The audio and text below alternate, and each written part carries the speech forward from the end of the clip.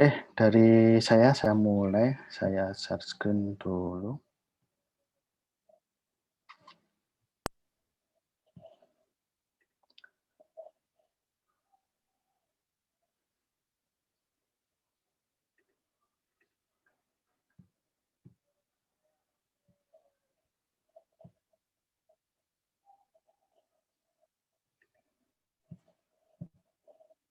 Nah, untuk alur skripsi itu kalian bisa lihat di web PTI, terus pilih menu skripsi, terus pilih yang alur skripsi. Nah, di sini sudah kami tulis bagaimana proses untuk menempuh skripsi. Ada beberapa langkah sampai akhir. Nah, nanti misalkan ini akan saya jelaskan step by step. Kalau misalkan kalian bingung, nanti silakan langsung bertanya aja.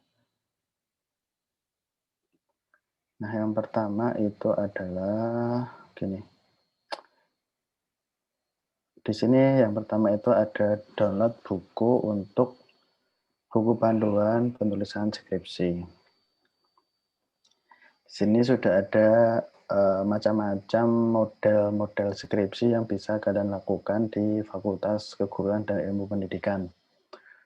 Kalau nggak salah ada beberapa macam metode penelitian, tapi yang PTI itu kita fokus di penelitian dan pengembangan atau research and development.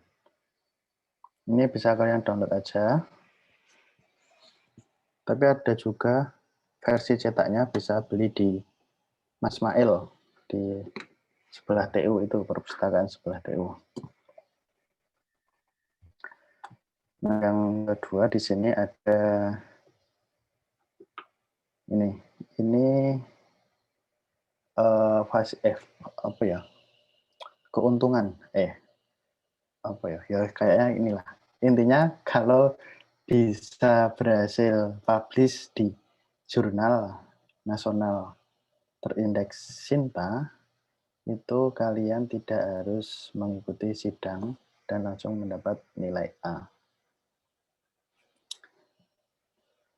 Ini bagi yang skripsinya itu bisa publish di jurnal nasional atau jurnal internasional.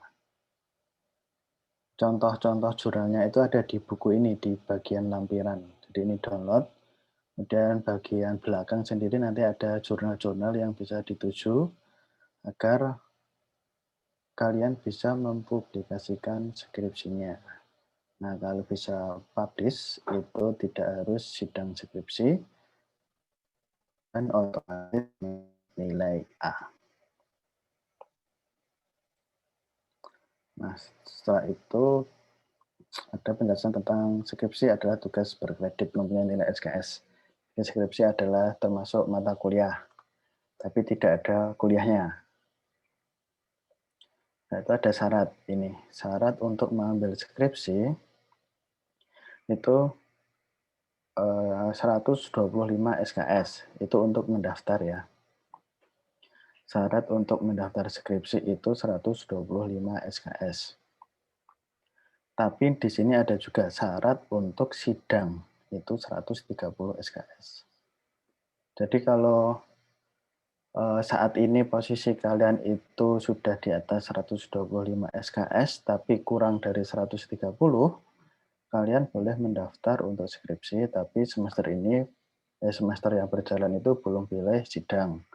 Sidangnya itu baru boleh jika sudah melebihi 130 SKS.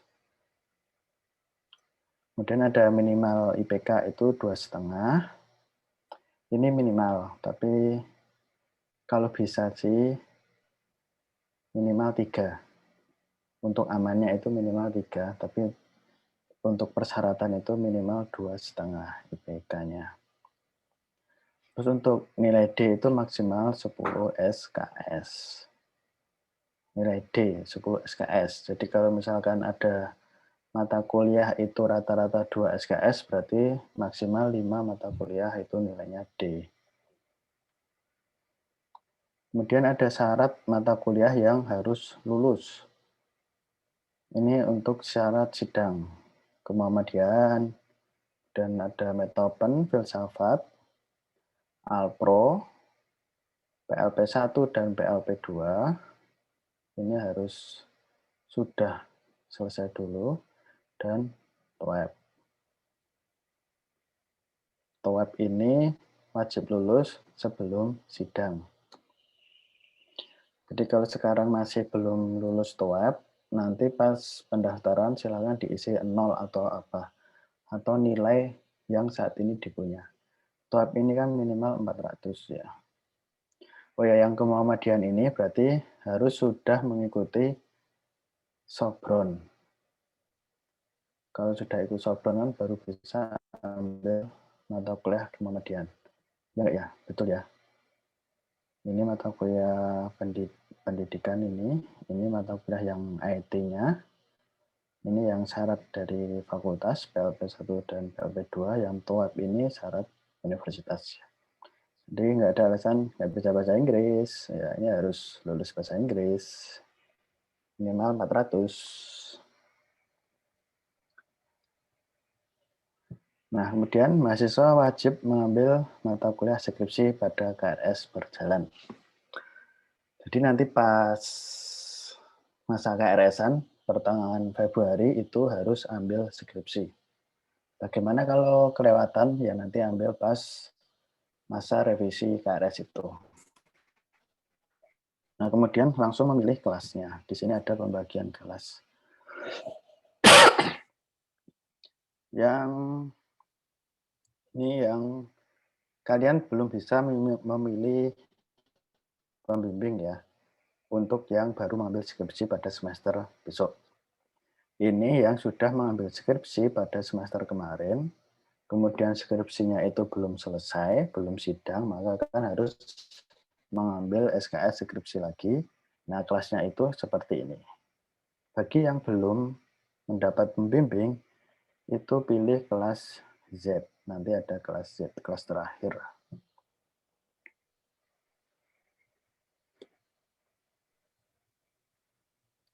Nah, pas itu, sembari kalian KRS-an, kalian juga mengajukan judul melalui form biro skripsi. Judulnya itu ada di sini.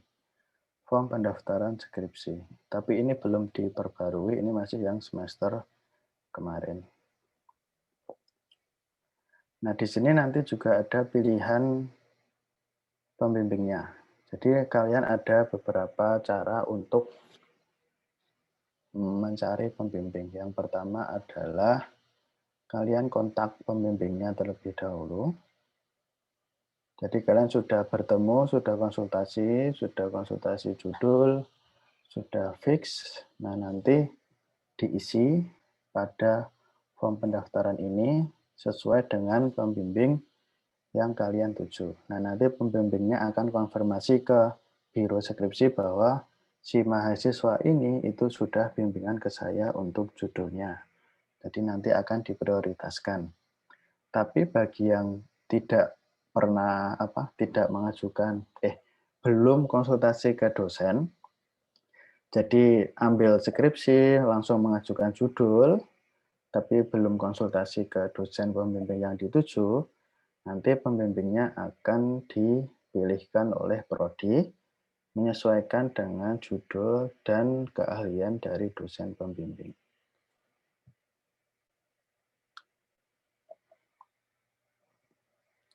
Terus tadi step berapa? Step 4 ya. Ini yang step 5, yang mereview judul dan menunjuk dosen pembimbing skripsi. Ini bagi mahasiswa yang belum pernah bimbingan untuk konsultasi judul.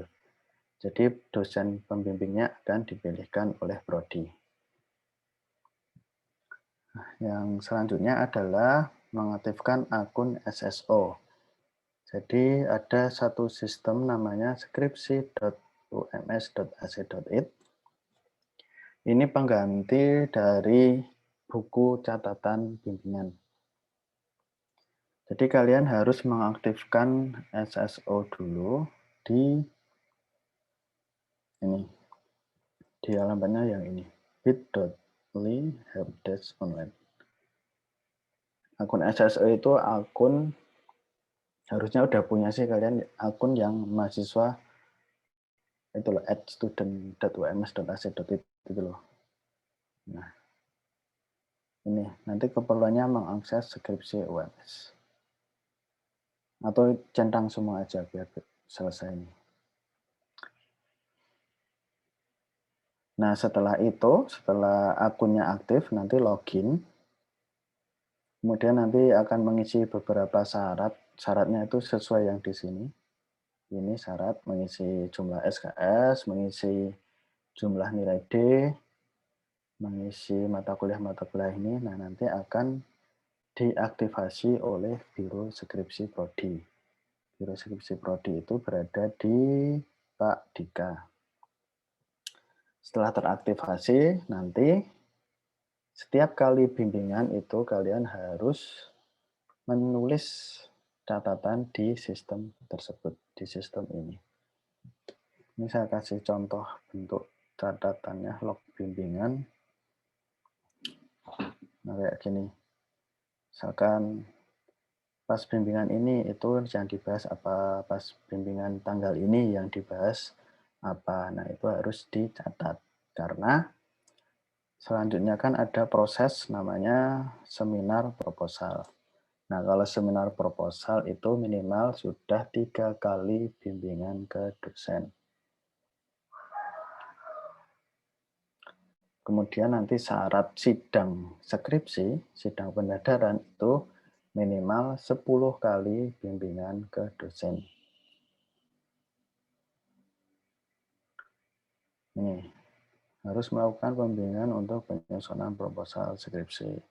Setiap proses pembimbingan harus dicatat oleh mahasiswa ke dalam sistem skripsi.ums. Nah, nanti setelah bimbingan beberapa kali, kan proposalnya sudah jadi. Proposal untuk penelitian.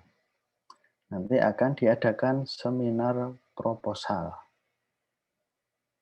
Nih, seminar proposalnya nanti kalau kondisinya belum bisa tatap muka, maka akan menggunakan Zoom. Tapi kalau sudah diperbolehkan tatap muka, nanti di kelas. Seminar proposal itu nanti akan terjadwal sebanyak 3 kali dalam 1 semester. Berada di awal semester, di tengah semester, dan di akhir semester. Jadi di ketiga kali seminar proposal ini nggak harus ikut semua ya, itu kalian pilih satu. Jadi kalau pas di awal semester itu proposalnya belum jadi ya, ikut seminar proposal yang di tengah semester. Nah, kalau pas di tengah semester itu proposalnya juga belum disetujui oleh pembimbing, maka ambil yang di akhir semester. Nah, itu akan diselenggarakan dengan minimal 10 mahasiswa. Minimal 10 mahasiswa yang mengajukan seminar proposal nanti akan dijadwalkan oleh prodi. Nah, kalau hasil dari seminar proposal itu biasanya ada revisi dari penguji, ada revisi dari pembimbing, dan jangan lupa dicatat di skripsi.ums.ac.id. Nah, kemudian kalau proposal udah selesai revisi kan lanjut ke pembuatan. Kalau kalian bikin media ya pembuatan media, kalau bikin game ya pembuatan game sampai aplikasi tersebut jadi. Kalau udah jadi nanti ada seminar progres. Seminar progres ini hanya dilakukan dengan pembimbing skripsi. Jadi tidak ada pengujinya. Di sini form berita acara dapat di-download. Form berita acara di bawah ini. Nah, seminar progres itu nanti berita acaranya sebagai syarat untuk sidang pendadaran. Nah, setelah aplikasi jadi, kan ada beberapa, mungkin banyak yang kalian itu ingin mengadakan pengambilan data di sekolahan misalkan, atau mau yang pengambilan data di TK, di SD, SMP, SMA, atau pengambilan data di instansi itu kan perlu surat izin. Nah, selama pandemi COVID itu pengajuan surat izin dilayani secara online di sini.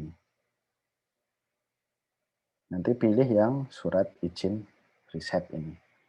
Pengajuan surat izin riset.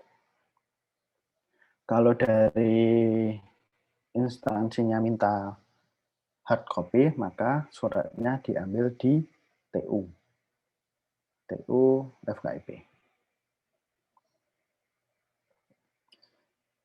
Nah, ini alur khusus, maksudnya seperti ini. Ini alur khusus selama masa pandemi. Misalkan ada mahasiswa itu yang proyeknya sudah jadi media, misalkan media pembelajarannya udah jadi, kemudian ingin mengambil data di sekolahan untuk mengimplementasikannya, tapi sekolahnya itu tutup karena COVID, jadi kita tidak bisa melakukan uji aplikasi, maka kita bisa mencari anak-anak atau siswa yang umurnya sesuai. Misalkan gini ya, maksudnya misalkan mau bikin aplikasi media pembelajaran untuk anak SD.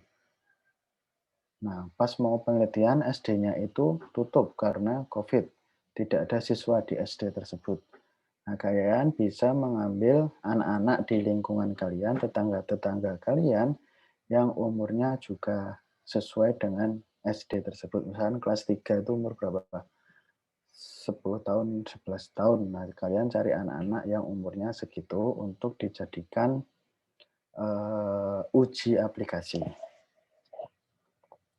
Nah, atau kalau kepepetnya paling mepet tidak bisa melakukan pengambilan data, maka itu diakhiri sampai ke uji, misalkan uji kelayakan dari aplikasi. Jadi tidak sampai mengambil data. Itu paling mepet karena tidak bisa mengambil data. Nah, itu selama masa pandemi ya. Nah, kita kan nggak tahu besok. Besok mungkin kan kalian bikin aplikasi itu 1-2 bulan. Ya, Januari, Februari, Maret, April. Nah, mungkin April, Mei itu aplikasi kalian udah jadi. Kemudian apakah kondisi di sekolah itu sudah berjalan normal atau belum, nah itu kan kita masih belum tahu. Tapi ini ada panduan jika sekolah tersebut belum melakukan pembelajaran secara online atau tidak bisa melakukan pengambilan data. Nah, setelah pengambilan data selesai, dilanjutkan sampai penulisan skripsi selesai. Nah, itu saya kembali lagi ke atas. Nah, kalau sudah data selesai, coba nanti besok kalian konsul ke pembimbing, Pak, bagaimana kalau saya fokus untuk publikasi jurnal. Nah, kalau ini pas data selesai ini, kalian bisa publikasi minimal dapat LOE atau surat bukti bahwa artikel akan diterbitkan, maka kalian otomatis mendapat nilai A. Jadi nggak usah bikin skripsi, langsung dapat A, asal bisa publish dan langsung lulus. Tapi kalau susah, ya lanjut. Pembuatan bab 1-5, kemudian lanjut pendaftaran sidang pendadaran. Itu tanggal 1-25 setiap bulannya melalui kelas psikologi kode aksesnya ini. Nah, ini nanti akan dijelaskan oleh Pak Dias. Jika ada kesulitan silakan hubungi Pak. Ya ini, yang kesulitan proses pada bagian step 7, ini jika akun SSO, akun yang digunakan untuk login, di sini itu belum teraktivasi, silakan hubungi Pak Dika.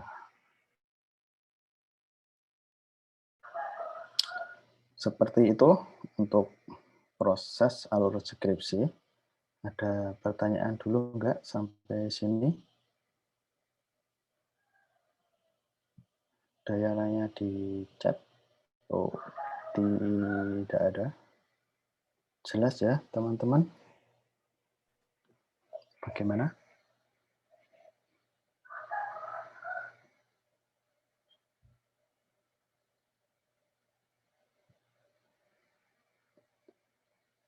Teng dong, berarti lanjut.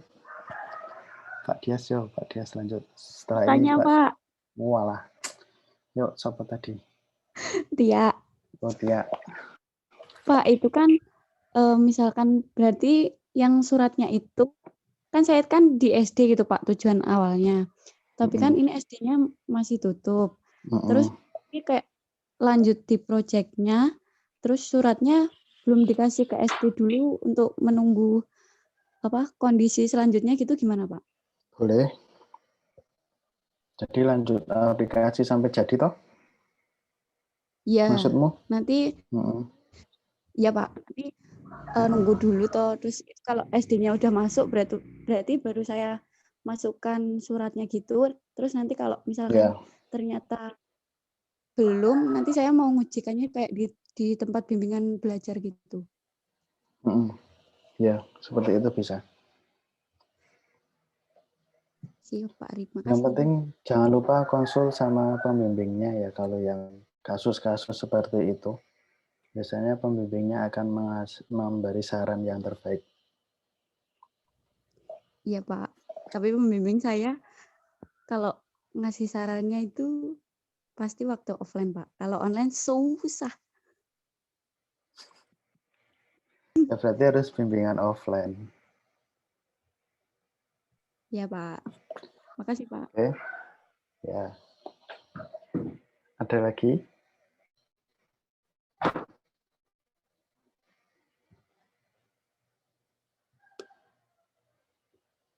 Cukup ya sepertinya. Yuk, saya serahkan ke dirimu untuk proses sidang pendadaran selama masa pandemi, sidang online. Monggo. Oke, Pak Arif. Bentar, saya share screen dulu.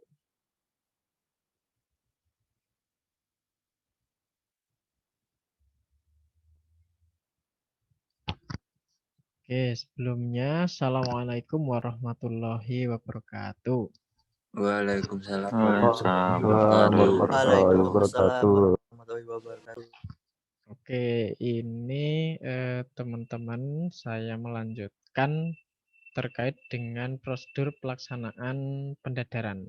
Nah, ya walaupun ini kayaknya kebanyakan teman-teman kan baru ya, maksudnya yang baru akan mendaftar skripsi. Mungkin ada beberapa pemain lama mungkin.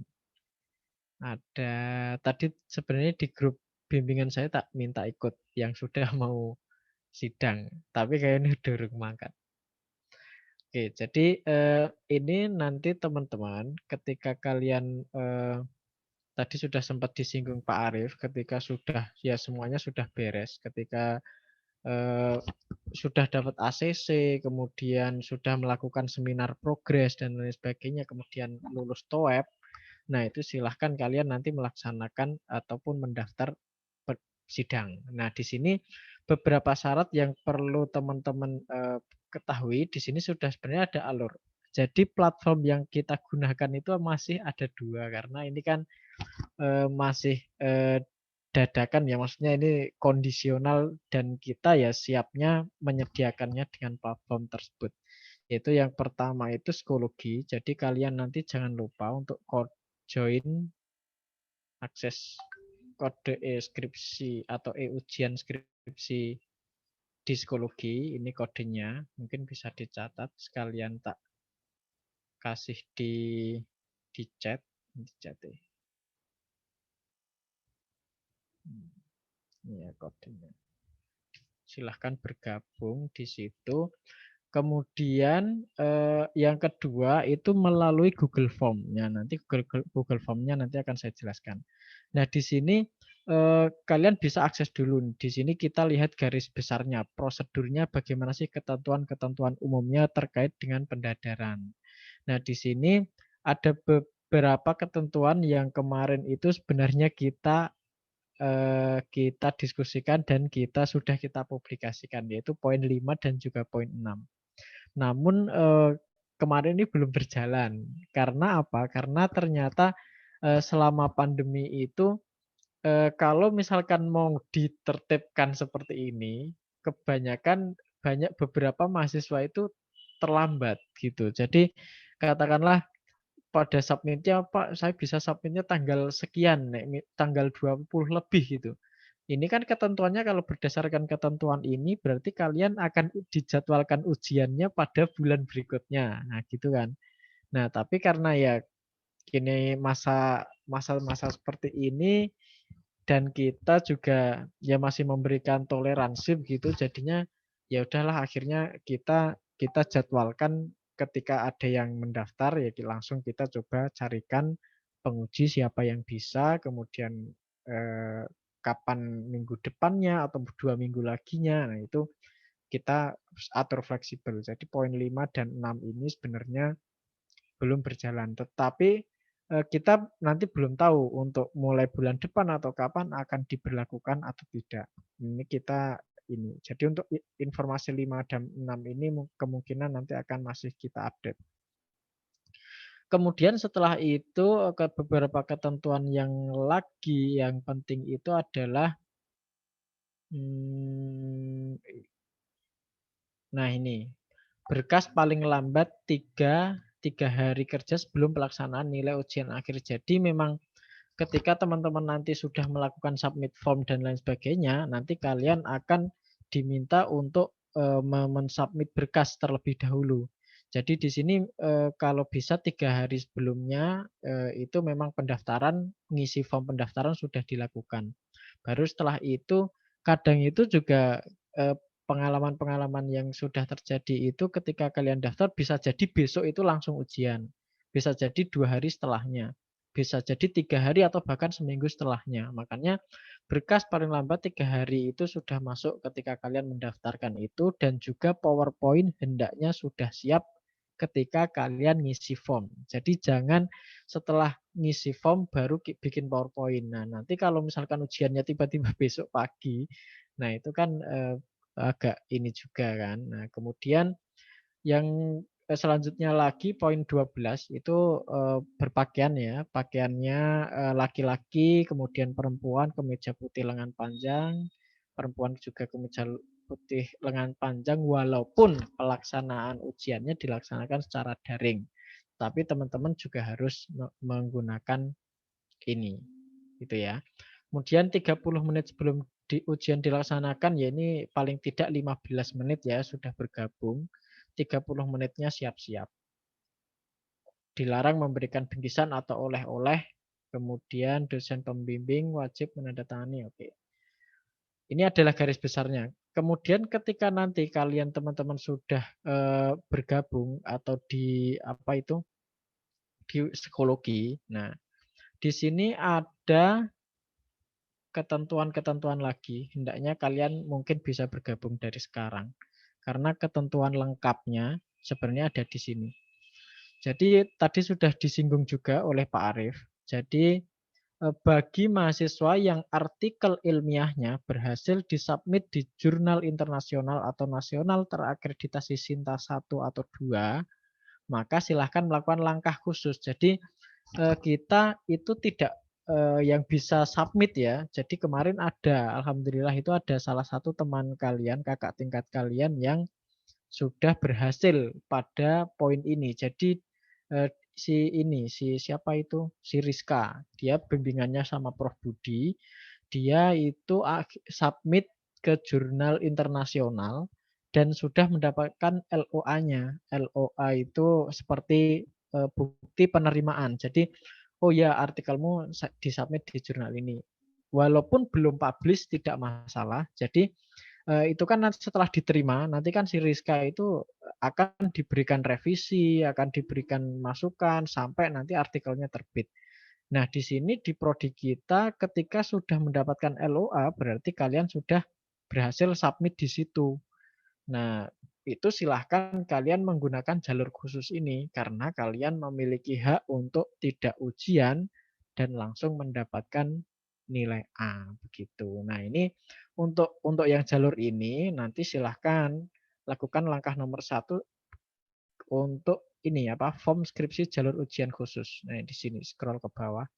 Nah, di sini untuk submit berkasnya. Nah, di sini untuk yang jalur khusus, ini yang untuk langkah nomor 4 dan langkah nomor 9 ini.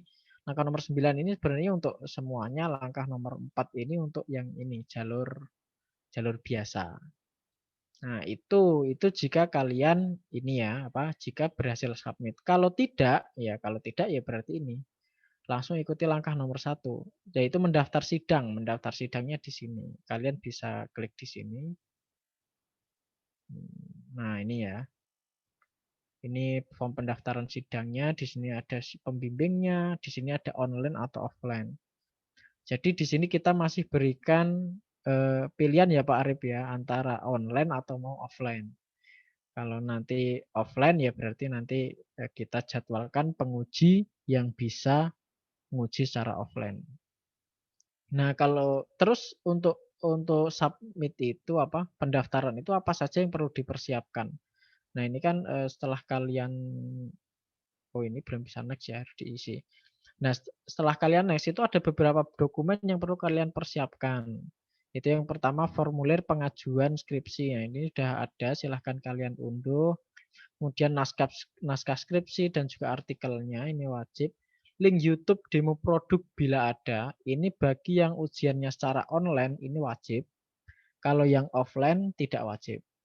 Kalau yang online harus ada link YouTube-nya. Karena untuk yang namanya online itu ujiannya kan terbatas waktunya ya. Jadi tidak bisa, paling 1 jam itu sudah maksimal ya kalau bisa. Nah, di sini kemudian makanya sehari sebelumnya atau 3 hari sebelumnya tadi itu link YouTube sudah masuk. Kemudian berita acara seminar progres. Nah, ini yang ketika tadi kalian sudah habis penelitian, yang ujiannya ini seminar progresnya ini yang sama pembimbing aja itu. Kemudian prinsip KRS, transkrip nilai, kemudian catatan pembimbing, dan juga sertifikat web. Nah, ini yang juga penting. Kemudian keterangan status publikasi seminar bila ada. Ini masuk jalur khusus ya ini ya.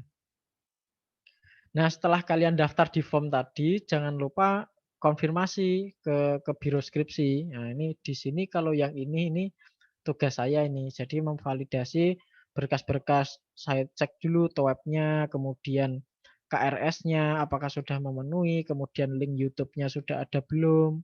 Nah, kalau belum ya nanti biasanya saya minta untuk submit lagi begitu. Kemudian biro skripsi akan menunjuk 2 dosen penguji. Mahasiswa diharapkan menghubungi. Jadi nanti setelah mengkonfirmasi ke saya, nanti saya akan memplotting kalian pengujinya. Misalkan Pak Arif dan juga Pak Hardika. Nah, silahkan setelah itu kalian mahasiswa ngechat Pak Arif dan Pak Dika. Pak, kapan untuk waktu yang bisa, misalkan minggu depan atau minggu kapan waktu untuk ujiannya. Nah, di situ nanti ketika Pak Arif dan Pak Dika sudah konfirmasi, nah silahkan kalian konfirmasi lagi ke saya. Pak Dika dan Pak Arif bisa hari Kamis jam 8 katakanlah. Tanggal sekian-sekian. Oke, nanti akan saya buatkan undangan secara resmi kepada dosen penguji, kemudian dosen pembimbing, dan juga mahasiswa yang bersangkutan. Jadi nanti berkaitan dengan link Zoom dan lain sebagainya. Nah, di sini kan sebenarnya setelah ini, oh ya ini dulu ya. Nah, setelah itu teman-teman akan saya minta untuk mensubmit berkas-berkas ini. Berkas nomor 4 itu nanti disubmitnya di sini. Nah, form upload nomor 4. Nah, itu isinya apa aja? Formulir penunjukan penguji, berita acara pelaksanaan, kemudian formulir penilaian, kemudian berita acara skripsi. Nah, ini biasanya yang sering teman-teman miss. Jadi di sini itu teman-teman itu ngupload berita acara ujian skripsi ini masih kosongan. Jadi setelah ya paling tidak kalian harus ini dulu cari nomor surat. Nomor surat itu didapat di sini. Jadi ketika nanti teman-teman download di sini, itu nanti kalian akan diminta untuk ngisi form, kemudian nomor suratnya akan didapatkan. Nah, baru setelah itu kalian upload di sini di form langkah nomor 4. Nah, jangan kosongan. Nek kosongan itu ya nanti ketika kalian sudah selesai ujian, ketika saya mau input nilai, lah ini gelar akademiknya masih salah. NIP, NIDN-nya, NIK, NIDN-nya juga masih salah. Kadang kan seperti itu. Makanya kadang tak kembalikan dulu. Baru biasanya ini. Nah, kalau biasanya itu pengen cepat-cepat ya teman-teman itu ini pengen cepat-cepat ya sudah kalian lengkapi saja dari awal. Dari namanya kemudian. Nah, ini yang baru. Seluruh berkas A sampai D ini kalau kemarin itu diminta untuk ngirimnya format RAR.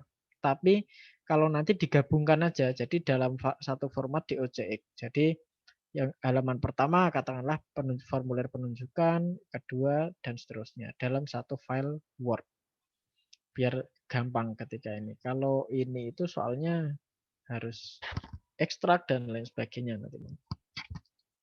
Kemudian, nah ini lakukan konfirmasi kepada biro skripsi. Nah ini kalau konfirmasi ini sebenarnya kan kalau kemarin akun Zoom Prodi itu kan belum langganan. Nah kalau sekarang sudah langganan. Jadi untuk yang nomor 5 ini insya Allah nanti akan langsung dari Prodi. Jadi ketika kalian sudah ngupload berkas, kemudian sudah didapatkan jadwal, nanti silahkan konfirmasi. Pak sudah ngupload berkas nomor 4 dan juga saya sudah konfirmasi jadwalnya. Oke, nah nanti saya yang akan mengirimkan link ujian online-nya dan juga ininya lewat email mahasiswa yang kalian submit di bagian form pendaftaran ketika daftar di bagian pertama. Maka usahakan email aktif di sini. Kalau sudah, nah tinggal kalian ya melaksanakan itu. Nah biasanya ini H-3 sebelum ujian skripsi dilaksanakan, mahasiswa harus sudah menyerahkan naskah skripsi. Naskah ini kan sebenarnya sudah kalian lakukan ya ketika daftar. Jadi ketika daftar usahakan file-filenya ya yang terakhir diedit, maksudnya versi terakhirnya, versi terupdate. Jadi kadang itu teman-teman ketika daftar di form pertama, jadi kadang itu masih belum yang fix. Jadi ketika yang fix itu H-1 dikirim sendiri ke pengujinya. Yaitu sebenarnya monggo. Tetapi kalau dari biro nanti yang akan didelivery kepada seluruh dosen penguji itu adalah naskah skripsi yang kalian submit di form pertama. Jadi walaupun kalian setelahnya baru ngubah, misalkan ada perubahan, ya silahkan nanti dikonfirmasi ke pengujinya. Kalau misalkan pengujinya berkenan, ya silahkan diterima yang terbaru. Kalau tidak, ya berarti akan menggunakan yang kalian submit di langkah pertama. Setelah itu nanti ya ujian, setelah ujian kalian melakukan revisi. Nah, setelah revisi kalian meminta nilai. Jadi nilai hasil ujian skripsi ini diserahkan langsung oleh dosen penguji ke biro skripsi. Jadi tidak lewat kalian. Jadi nanti tinggal diingatkan saja, Pak, saya revisinya sudah selesai belum? Kalau sudah selesai bisa jangan ya diingatkan intinya supaya ngirim nilai ke biro skripsi ke saya, ke Pak Dias.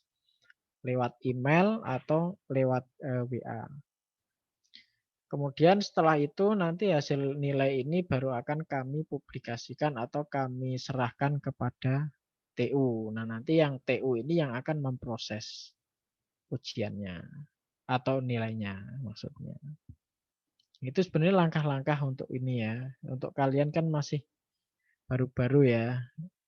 Ya fokus aja dulu ke proposal. Mungkin itu ada yang ditanyakan sebelum kita lanjutkan ke sesi selanjutnya terkait ujian.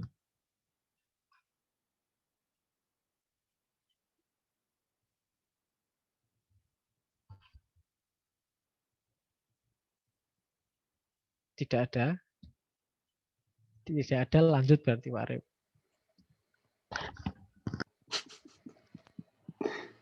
Ini ada orangnya kan ya? Itu turu kabeh ya mesti. Ada Pak, ada. Ada Pak.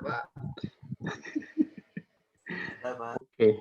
Nah ini sekarang ini yang penting nih ya, yang kalian masih galau soal topik skripsi.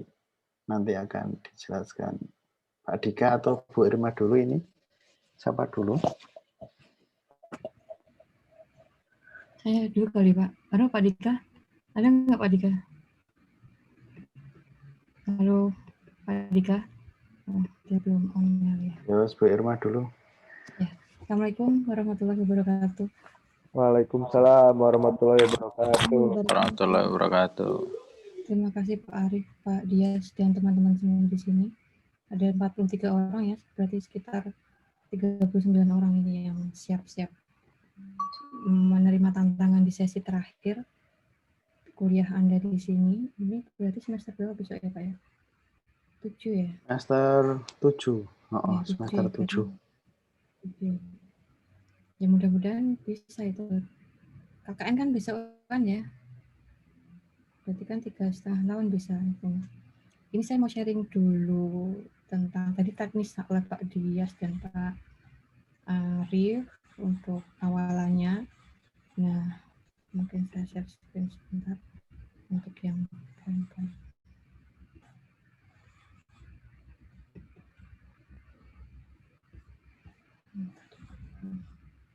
Sudah punya topik belum ini kira-kira? Pak Arif, kalau di skripsi MS Asset itu dipakai nggak? Masih kan ya? Walaupun memang masih istilahnya belum ada keharusan gitu. Masih lewat situ juga nggak? Iya. Lewat skripsi.ums.asik itu. Oh, lewat skripsi MS Asset. Oh, lewat situ juga?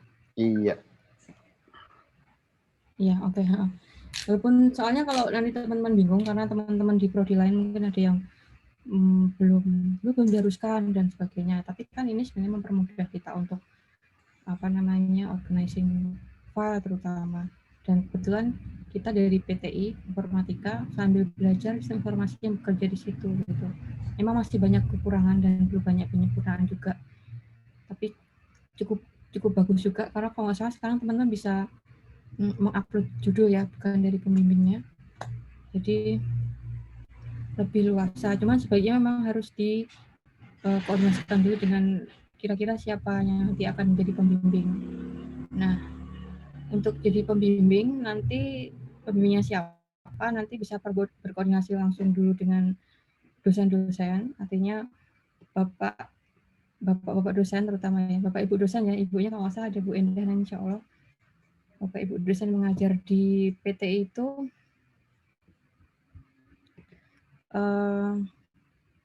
mereka kan sebenarnya punya penelitian utama gitu yang Anda bisa jadikan payung, kemudian kira-kira Anda fit di mana untuk tema besar Bapak Ibu dosen gitu. Nah, itu bisa dicek di skripsi MS Asset atau bisa menanyakan sendiri ke beliau, atau Anda punya ide juga gitu yang mungkin bisa diarahkan, dikonsultasikan dengan pembimbing yang Anda pilih kira-kira. Cuman sebenarnya ini adalah tantangan Anda sendiri. Jadi challenge buat Anda untuk menyelesaikan setelah apa yang Anda dapat selama ini, kemudian Anda implementasikan dalam bentuk skripsi yang istilahnya di situ adalah sebuah proses ya dari penemuan ide yang harus Anda perjuangkan. Dan perjuangannya itu seperti apa? Berarti Anda harus yaitu fight di situ. Jangan sampai waktu itu yang terus berjalan tanpa ada progres. Nah, ini tolong dikoordinasikan dengan pembimbing, kira-kira yang mana, dan kalau bisa memang nanti ada istilahnya pembimbing favorit dan sebagainya gitu ya. Kebetulan saya nggak membimbing semester ini. Dan di situ juga nanti ada ketemu seninya, gimana di bawah bimbingan pembimbing tersebut gitu kan. Jadi tidak ada masalah sebenarnya dengan pembimbing, semuanya akan kembali ke Anda sendiri. Jadi misalnya Anda konsultasi dengan dosen A, kemudian nanti bimbingannya dengan dosen B, itu nggak masalah. Itu akan menambah kaya informasi dan ide gitu kan.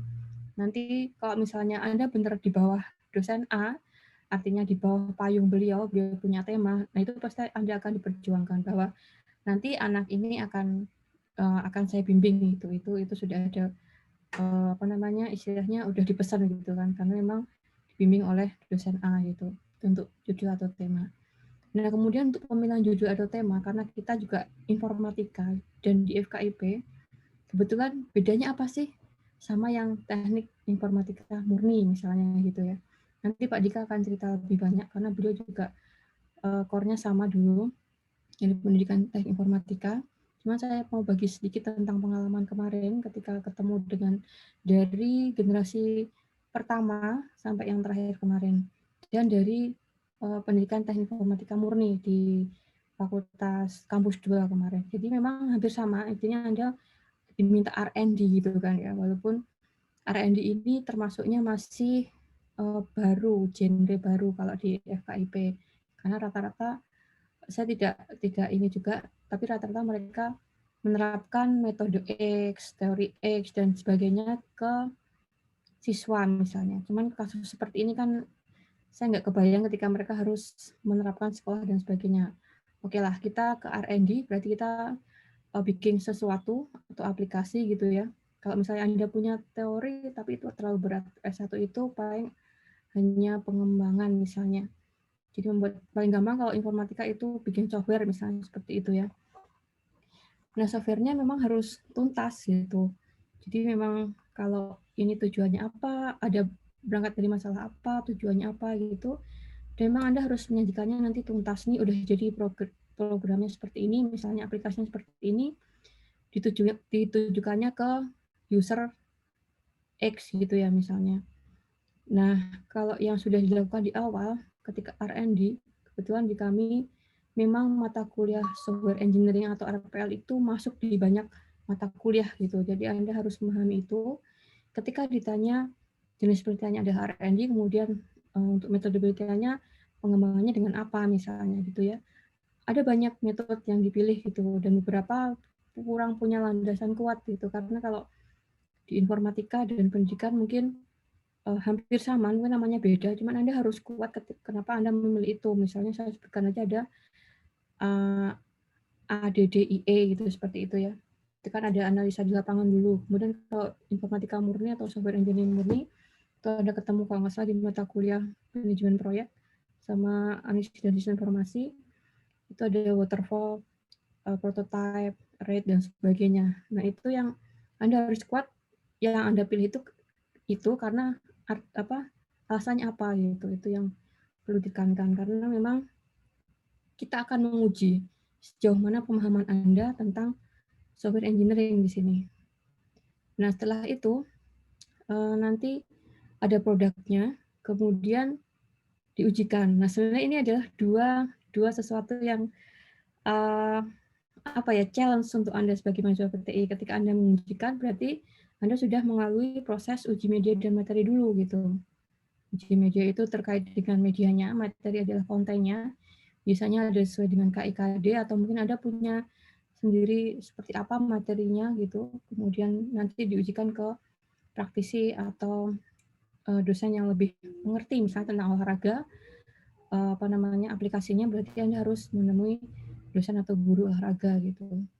Nah, di sini berarti ada dua proses. Yang pertama Anda harus bikin, kemudian mengujikan. Mengujikannya uji media sama uji materi dan uji lapangan nanti.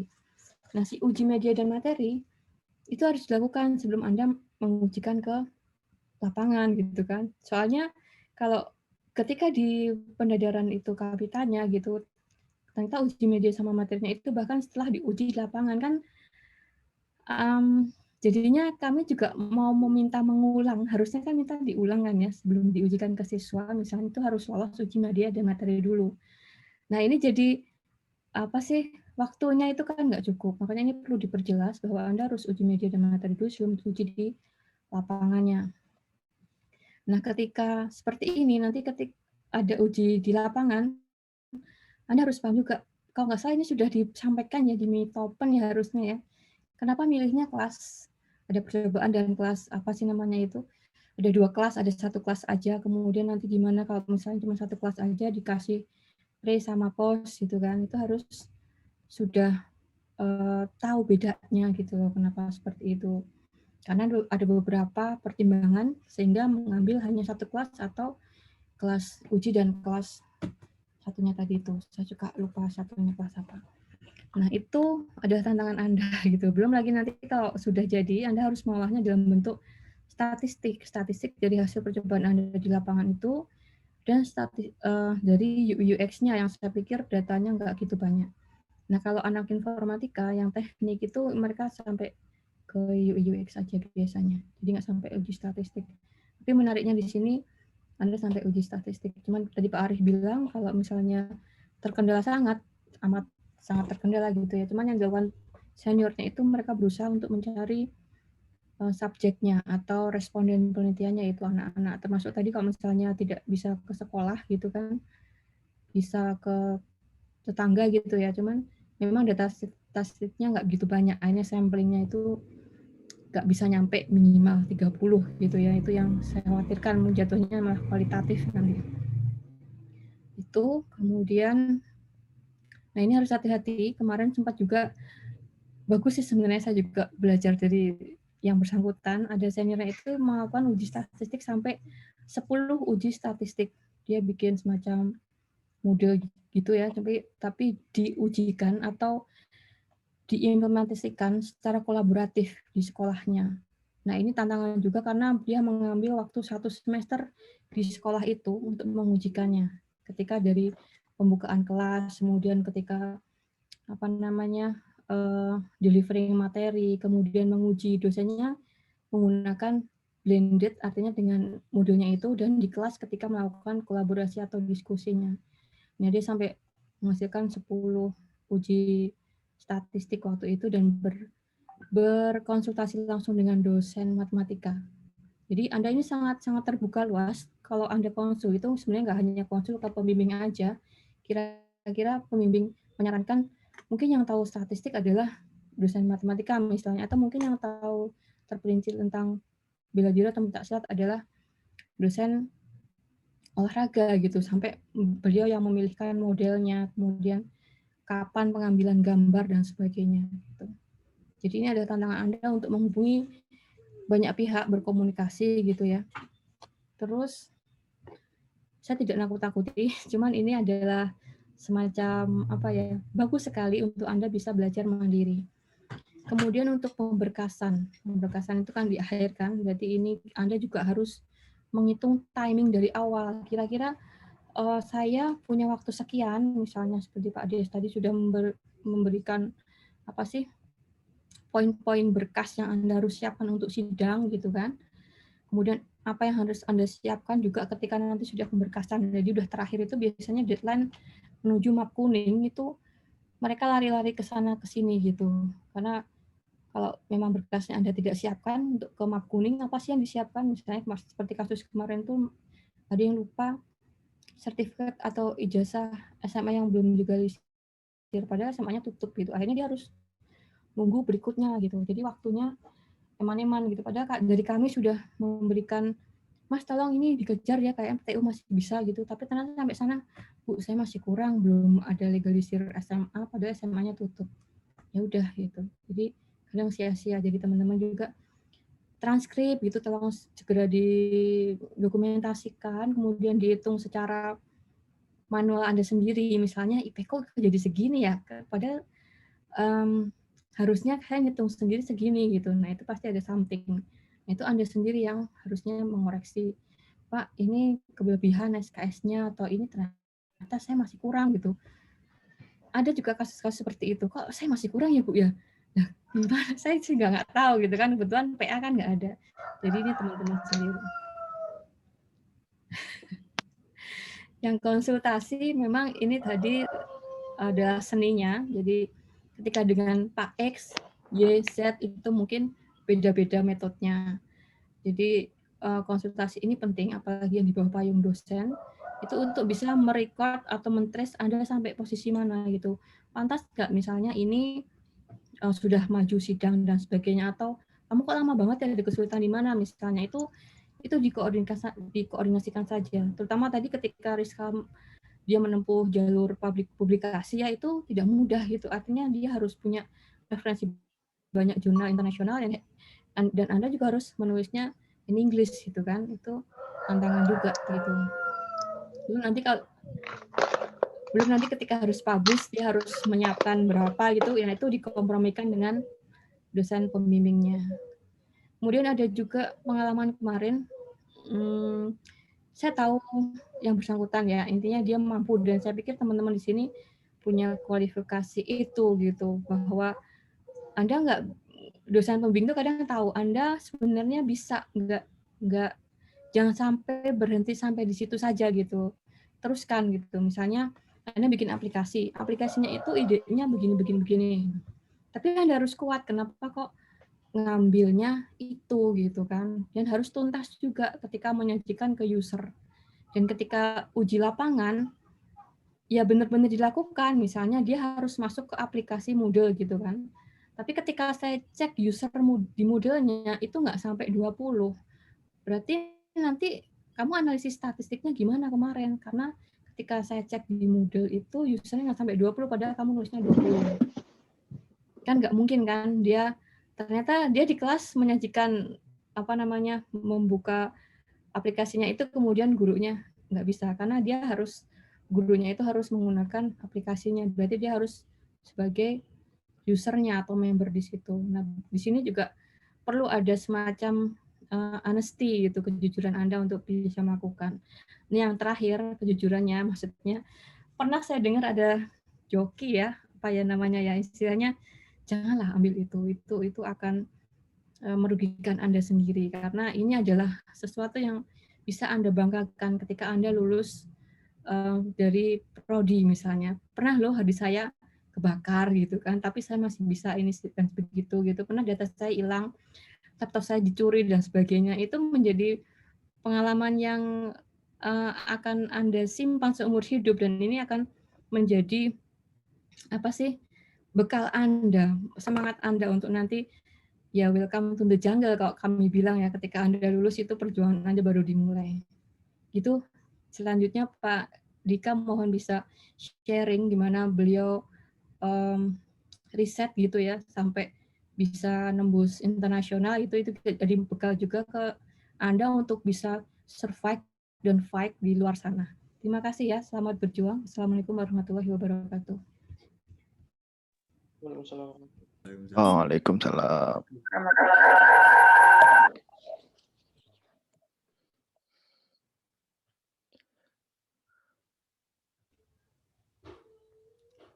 Gue Pak Dika mau share screen atau enggak? Ini sedikit mungkin ya. Dan sebelumnya terima kasih Pak Arief, Pak Dias, dan juga Bu Irma tadi yang sudah memberikan penjelasan juga terkait skripsi di PT UMS sendiri. Kemudian juga sudah disampaikan banyak oleh Bu Irma ya tentang bagaimana juga alur dan juga kaidah-kaidahnya gitu, mungkin etika-etika kalian semua gitu, kita semua di dalam menyelesaikan tugas akhir skripsi. Mungkin sebelum saya akan berikan beberapa sedikit contoh saja gitu gambaran yang di sini perlu kalian tahu semua itu ada apa, kita harus membedakan posisi kita itu sekarang sudah ada di sebelah mana kalau dalam sebuah pembelajaran. Ini sebenarnya namanya SSDL model, student self-directed learning gitu. Jadi kalian itu seharusnya juga sudah ada di tahap keempat, stage keempat. Tahun terakhir nih, maksudnya di menjelang tugas akhir skripsi, termasuk internship, disertasi di sini itu maksudnya juga undergraduate thesis, skripsi gitu, kemudian individual work itu semuanya sudah harusnya self-directed. Maksudnya self-directed di sini itu kalian pun harus banyak mengeksplor sendiri dulu gitu. Dan peran di sini teacher atau lecturer itu sebagai konsultan juga gitu, tempat diskusi, sharing gitu. Jadi mungkin berbeda sekali ketika SMA gitu, apa misalkan guru itu memberitahu A, B, C, D gitu, tapi peran di sini itu menekankan itu untuk mahasiswa itu bisa belajar secara mandiri juga di sini gitu. Jadi misalkan kenapa harus waterfall gitu, nggak langsung tanya Pak kenapa harus waterfall, tapi mungkin mencari tahu dulu gitu, ketika kesusahan baru nanti didiskusikan gitu. Kadang kan banyak dari kita itu tidak mencoba mencari tahu terlebih dahulu, tapi semuanya langsung ditanyakan gitu. Nah, kita harusnya sudah ada di stage 4 ini, self-directed. Nah, ini penting sekali karena nantinya juga di dunia kerja setelah itu mungkin kalian harus mencoba mencari tahu terlebih dahulu sebelum ditanyakan. Itu akan lebih bagus. Jadi ini juga perlu diketahui. Kemudian untuk di PT UMS karena ditekankan juga untuk R&D, tetapi karena memang kita di bawah naungan Fakultas Pendidikan dan Keguruan (FKIP), Fakultas Keguruan dan Ilmu Pendidikan, kita topik-topiknya memang ranahnya ada 2, yaitu di teknik informatika dan juga pendidikan. Nah, teknik informatikanya sendiri juga tidak lepas dari ranah-ranah pendidikan. Makanya mungkin kalau di TI murni itu memang semuanya bebas pengembangan di mungkin sektor wisata, sektor pertanian, mungkin sektor yang lain. Tapi ranahnya kalau di pendidikan teknik informatika harus ada kaitannya dengan pendidikan. Itu yang karena pada dasarnya lulusan PT UMS itu nantinya akan bekerja di ranah pendidikan. Nah, ini mungkin beberapa contoh saja yang mungkin juga saya ambil dari panduan salah satunya yang mencirikan itu penelitian R&D itu pengembangan kan biasanya ada kata-kata pengembangan juga.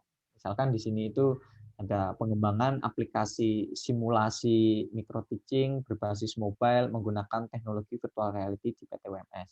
Mungkin beberapa materi ini, hal-hal ini memang belum kita temui di perkuliahan misalkan, gitu. Tapi bukan tidak mungkin karena kita sudah punya background ya untuk mempelajari itu bisa juga, gitu. Termasuk mungkin Bapak Ibu dosen di sini itu dulu topik skripsinya ataupun tesisnya itu memang nggak dipelajari ketika di perkuliahan, tetapi mereka bisa survive dan juga bisa gitu mengembangkan itu semua karena memang topik-topiknya mungkin sesuai dan dengan permasalahan yang memang dan juga dibutuhkan itu. Mungkin juga pengembangan ini dulu sudah banyak juga ya pengembangan informasi perpustakaan berbasis mobile. Mungkin kalian bisa nih sesuatu yang berbeda. Pengembangan perpustakaan sekarang kan sudah eranya misalkan virtual gitu. Perpustakaan virtual seperti apa? Enggak cuma kita mungkin mengakses kayak e-library gitu, tapi mungkin sudah dalam bentuk kayak seolah-olah kita memasuki dunia perpustakaan itu sendiri seperti apa gitu, tapi secara virtual karena pandemi. Misalkan itu salah satu contoh saja. Nah, ini mengembangkan sistem ya. Kalau R&D itu kan memang tujuannya itu nanti menghasilkan sebuah produk, kemudian menguji efektivitasnya. Nah, menghasilkan sebuah produk. Nah, harapannya ya produk yang memang dikembangkan dari kalian semua gitu. Memang dari awal pengembangan kalian pun mengerti alur-alur proses rekayasanya itu seperti apa. Kemudian kalau misalkan yang mau ke bahan ajar, ini misalnya pengembangan bahan ajar sains bilingual berbasis web untuk siswa di mana gitu di sekolah. Ini beberapa hal yang topik-topik yang mungkin bisa kalian ambil. Selain kemarin mungkin kalian juga sudah menemukan ya beberapa hal itu yang memang diproyeksikan itu akan menjadi bahan skripsi kalian, tetapi juga sesuai dengan perkembangan teknologi ataupun penelitian saat ini. Gitu. Boleh ngelihat kalau saran saya itu sebelum referensi yang bagus itu kalian bisa mencari topik-topiknya itu di jurnal-jurnal internasional bereputasi. Nah, termasuk di situ nanti kalian akan belajar bagaimana menulis citasi misalkan yang benar, bagaimana mengutip yang benar, itu bisa jadi bahan referensi yang bagus juga gitu. Karena kalau misalkan kita hanya berpatokannya itu kadang kan melihat skripsi kakak tingkat itu kan, mungkin ada beberapa aspek itu yang masih kurang di situ. Kalian ketika sambil membaca materi di situ melihat polanya di jurnal tersebut, apalagi nanti yang luarannya jurnal itu akan sangat bagus sekali ketika bahan referensinya, topik-topiknya juga melihat dari situ gitu. Biasanya kita mengamati terus melihat polanya gitu kan, apa yang disesuaikan dengan topik kita itu seperti apa. Kira-kira itu beberapa hal yang bisa kalian coba mulai mengolah-olah sih, karena kan penting sekali apalagi untuk penentuan topik ini di bagian latar belakang itu juga menjadi hal yang penting, termasuk yang harus dipikirkan ketika menentukan topik itu sesuai dengan latar belakang. Latar belakang itu biasanya kan terdiri dari 3 hal, yaitu kondisi saat ini. Saat ini itu kondisinya seperti apa, permasalahannya apa, kemudian kondisi ideal. Nah, idealnya itu seperti apa gitu. Kan kondisi saat ini kok anak-anak dengan pendidikan jarak jauh itu jadi jarang belajar masalahnya gitu kan. Padahal harusnya kualitas pendidikan harus bagus nih idealnya. Mereka harus tetap belajar. Nah, ada masalah di situ, kemudian ada kondisi idealnya, kemudian solusinya. Nah, apa nih yang bisa membantu atau sistem yang membantu biar anak-anak di rumah itu tetap bisa efektif belajar misalkan. Itu hal yang mulai lah, karena ini sudah di memang semester akhir ya, dan pasti fokusnya juga mengarah ke situ semua, termasuk mungkin juga memperhatikan kalian memang topik-topik riset kalian memang mau fokus ke mana. Biasanya itu nanti tugas akhir itu akan membawa kalian juga untuk bidang-bidang spesifikasi berikutnya gitu. Itu kira-kira tambahan dari saya, Pak Arif, Bu Irma, dan Pak. Iya, ada dikit lagi Pak Arif, sebentar saya izin. Saya suka lupa ya kalau misalnya Anda ini kan dapat filsafat pendidikan yang lebih dulu dari saya bahkan gitu kan. Itu jangan dilupakan. Misalnya konstruktivisme, kemudian apalah itu yang artinya nanti untuk membentuk pola pikir anak itu sesuai dengan yang Anda harapkan itu dimasukkan. Ini suka kelewat terutama Pak Arif, Pak Dias, dan Pak Dika. Saya sering diingatkan itu. Apalagi ini juga membedakan Anda dengan informatika gitu. Walaupun informatika itu juga tadi Pak Dias bilang mereka bisa ambil apa saja termasuk apa sih bisnis dan sebagainya, sedangkan kita dibatasi. Mereka bisa ngambil media dan sebagainya juga gitu ya. Sedangkan kita, nah ini yang akan menjadi pembeda. Anda lebih kuat di sisi istilahnya apa tadi itu, filosofi pendidikannya. Mereka nggak dapat, Anda dapat gitu. Nah itu yang bisa di-share. Siapa sih John Dewey, siapa sih macam-macam itu saya kurang tahu, mungkin Anda masih ingat atau mungkin Anda lebih lupa ya, saya nggak tahu. Ada yang ingat nggak? Penting sekali ya. Iya Pak Dika. Itu Pak Arif, terima kasih. Ya, ada yang ingin bertanya mungkin? Sebelum kita akhiri. Pak Dika rapi banget, Pak. Dirimu mau kemana, Pak? Enggak kemana-mana, Pak. Mau Jumatan dong, Pak. Gimana dia mau dapat onta? Oh, lawan di sini paling 90% belum mandi, yuk. Iya. Di toko orang enak senjata siji to, cacah kijan. Rizky, mana Rizky? Chandra, Herdin. Herdin belum mandi nih. Hadir, Bu. Oh, siap. Sip. Masih di Wonogiri, Herdin? Ya masih toh, Bu. Masa mau pindah? Aku dimarahin. Iya. Neraca.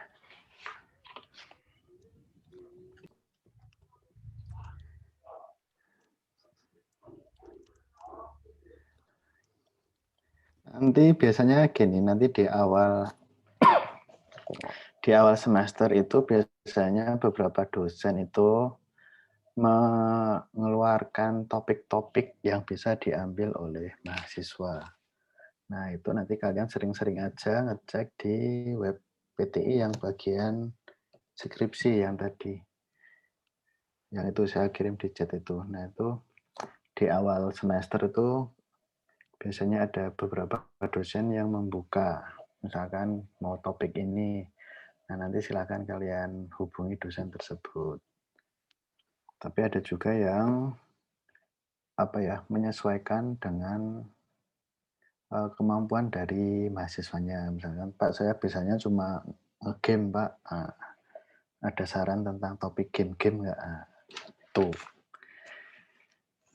Gitu, teman-teman, ada yang ingin ditanyakan nggak ini sampai sini?